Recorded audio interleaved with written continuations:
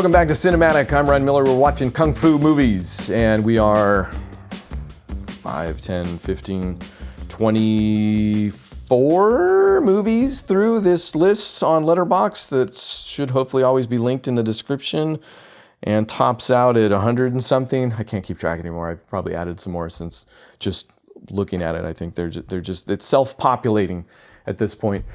This week we're doing Dreadnaught, and it starts off real strong. There is a man on the run from the cops called White Tiger.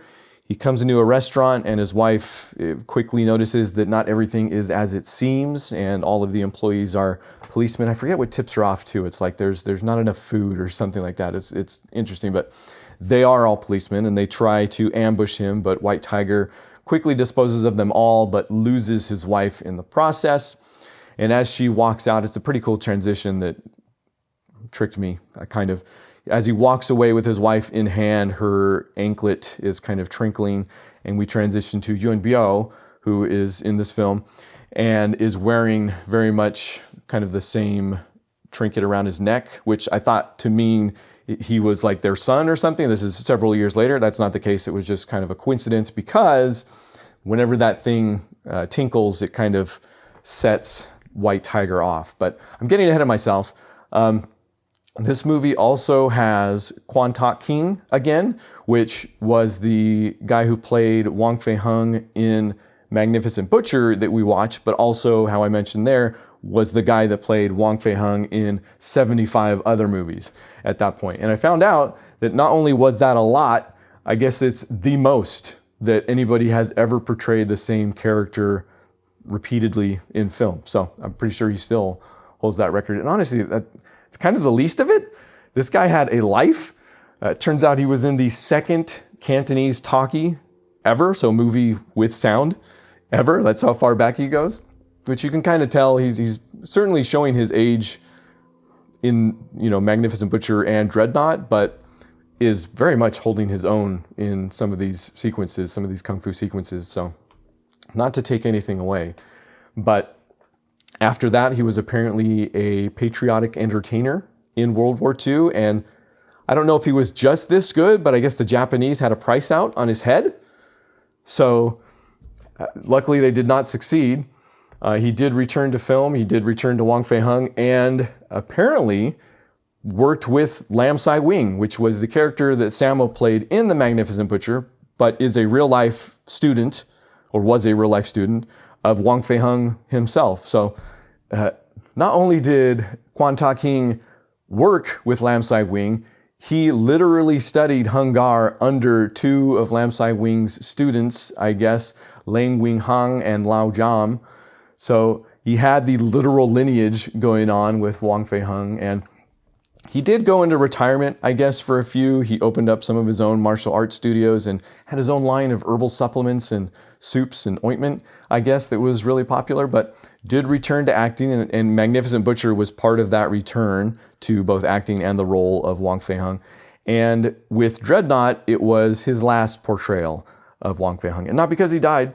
He has a few more credits on IMDb that you can see, but this was the last time, according to that he played Wong Fei-hung. And it's really good. He does another really good job at portraying Wong Fei-hung, not just because in this one, the physician aspect of Wong Fei-hung is foregrounded a little bit more. I think first choreographed thing he has on screen is an appointment, like a doctor's appointment with a dude where he kind of kung fu's him back to health. And it's very cool because I feel like Wong Fei-hung was a physician in real life. It's one of the things that doesn't, the kung fu has taken priority.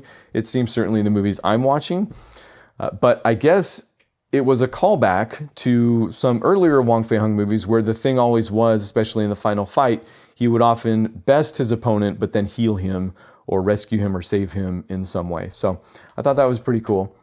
But also there's a very cool, so in Magnificent Butcher, it was I forget now, the head of the rival school came to deal with him, and it was this, again, kind of kung fu fight disguised in kind of witty banter almost, where Wong Fei-hung still handily, if you notice the poster, which I don't think this comes across really well in the poster, maybe I can put it up again, but it's this guy bent over, and it kind of looks like he's throwing up, but it's a scene from the film where he is literally making a poster while the guy is trying to fight him, and sometimes using the guy to make the poster in the process. So there's another one of those fights in this film, in Dreadnaught, where the demon tailor comes to take him out, and the guy, Wong Fei-hung, knows who he is and what he's there to do, and while the demon tailor is trying to trick him and worm his way into killing him in some way, Wong Fei-hung obviously handles it again.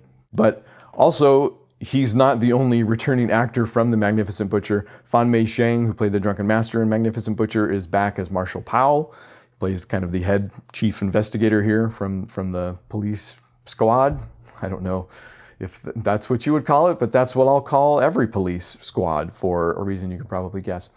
Foong Ha Khan is back. He played Ko Tai Hoi, kind of the big bad from Magnificent Butcher. He is the demon tailor in Dreadnaught. And obviously Yen Wu-ping is the director again. So I think he definitely brought back some of his friends, but this is only 2 years later. So I don't know. It just seems like they reshuffled the deck after Magnificent Butcher and made Dreadnaught to some extent. And some of that comes by way of, so in the beginning, I didn't mention this, Yuen Biao is in the film, and he plays a character named Mousy because he is very cowardly. And that's kind of his arc for the film, is he's learning to gain courage in certain situations. But after establishing that, and again, I mentioned the opening scene with White Tiger, the movie kind of takes a break. There's kind of a B-plot with Wong Fei-hung. You know, there's going to be a rival school and a head of that rival school. And I hesitate to say B-plot because it almost seems like a C-plot. It almost seems like there's a B and a C-plot in this movie, if that's any indication of where we're going. So it feels like once they kind of establish those two things, the movie kind of takes a break with some other stuff. And luckily the break is some very cool lion dance it sounded like I said line dance for a second there. Lion dance, which is different. And it's between Wong Fei-hung and the head of this rival school, and Wong Fei-hung shows him up again. So that only, heightens the tension there. But okay. I've talked about other films of this nature kind of having a weird tone. This is probably another one of those. I hesitate because I don't want that to seem like something derogatory, because obviously I'm not that steeped in the culture. There's going to be some lost in translation that I need to account for, and it doesn't make them any less enjoyable. You just got to do a little bit more work to figure out what you're doing. For me, I've found if I view it kind of like a pastiche at times, or even vignettes here and there, it helps, but it's also not fair in the early 1980s when the 3-act structure was, I think, barely gaining popularity. It had certainly been around for a while, but it's not like nowadays where if the movie you're watching isn't a 3-act, doesn't have a 3-act structure, it's kind of based on it in some way, or it's working. That's what they taught me in film school at the very least. They teach you those basics. And then if you want to mess with it from there, you at least know, it's like the whole Picasso thing where he was classically trained first and then he went off the deep end. So like me, not that I'm a Picasso, and I'm a Picasso of tangents and going off the deep end. I'll take that moniker any day. In this movie, why it gets especially weird is because if you'll notice, actually, if you go and look at, IMDb or something where it kind of tries to put movies into genres and stuff like that, you'll often see the horror tag with this one. And I didn't know what to think about that at first, but very quickly, White Tiger, who is suffering from this PTSD from his wife dying, and again, it's connected to that necklace that often Yuen Biao's character is wearing, that Mousy is wearing. And whenever he hears that, it kind of sets him off. And since he's taken up, I don't remember if I mentioned this yet, with a theater troupe, that's where he goes into hiding while the cops are still looking for him. And at first I thought, oh, that's cool. That's kind of a neat backdrop. Anytime there's a theater or movie making involved in an actual movie, you think it gives some leeway to reflexivity that might be interesting. Sometimes it's a very easy thing to do with that. But at the very beginning, it's cool because that's why he becomes the mass killer. There's this very cool sequence where he's putting on the face paint and dealing with the head of the theater troupe, and eventually kills kind of the enforcer of the theater troupe, which Yuen Biao's character is trying to get money from, because Yuen Biao does laundry for a living and is coming to collect. The guy that scares him off at first, which is easy to do because, again, he's a coward, is the guy who gets killed by the white tiger, who is now the masked killer. So eventually the masked killer starts stalking Yuen Biao's character, and that's when the horror elements start to come in. Not just because of the psychological aspects, but because Yuen Woo-ping is experimenting with cramped spaces and really interesting audio design. Actually, they buff up the heavy breathing here and there, and emphasize some of the small noises like you do. Maybe taking some hints from Hitchcock, or taking hints from people who took hints from Hitchcock. But all of that actually works really well. I think might actually be the strongest part of the film, and is very neat. And I'm going to get ahead of myself again. I kind of wish there was more of it. I wish, in fact, that it might have been the entirety of the film, because I think a lot of what's done in that space with that character and, again, those ideas is really cool, especially in a kung fu space. So keep that in mind. But eventually we go back to the comedy, and it mashes right up against the horror in that Yuen Biao, who has a brother in Wang Fei Hung's school. Eventually Yuen Biao is taken on as Wang Fei Hung's student, because Wang Fei Hung can see in him, that he has these inborn skills. And this is another thing I've noticed with the Wang Fei Hung movies. He seems to always have a student or two that are kind of rascally.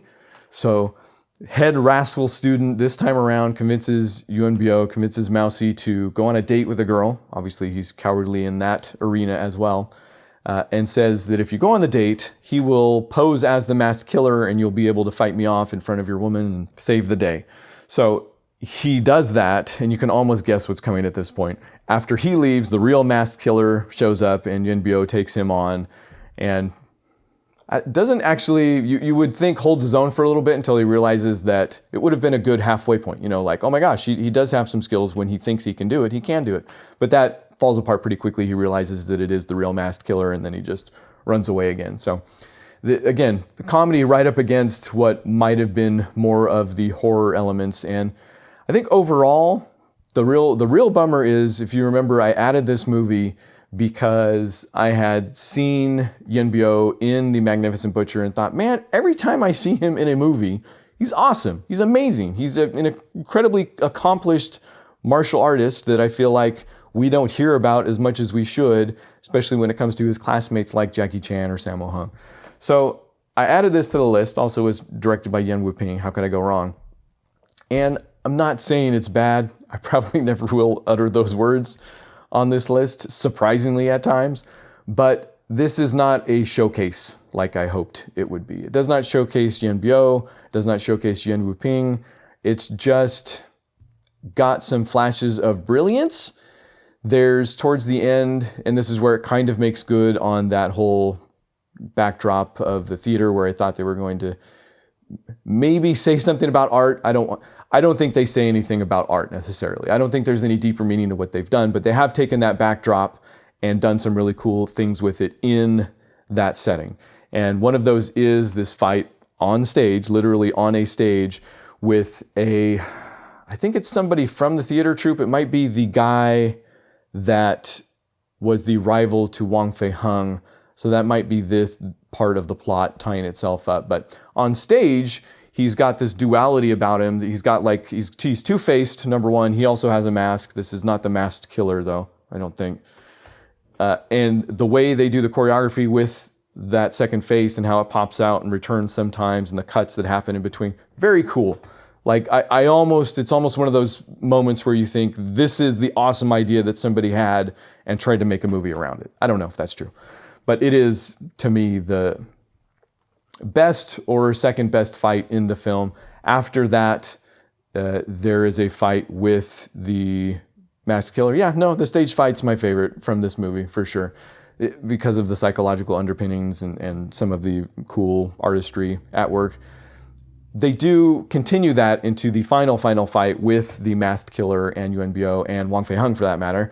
And Wang Fei Hung is injured, so Yuen Biao, Mousy, needs to save the day. If he doesn't, if he wusses out again, then, you know, people are going to die. So he steps up. And again, there is this aspect to him using the skills that he knows as a laundry worker to do his kung fu. Kind of like Return to the 36th Chamber, where he was using scaffolding style, but they call it out there and they do more with it. Here, they don't ever actually call it out. It's just cinematically there are some callbacks to, there's one scene earlier on where he's drying some laundry, and the way he's doing it is obviously choreographed and by way of kung fu. So they just use some of those same shots with the actual fight, and you're like, oh, that's where he got those skills. So it's very easy to figure out what they're doing there, and they don't call it out, which can be very cool. I don't know, who knows if it was on purpose or not, but I think it does work. It just doesn't work as well as maybe anything else I've seen so far.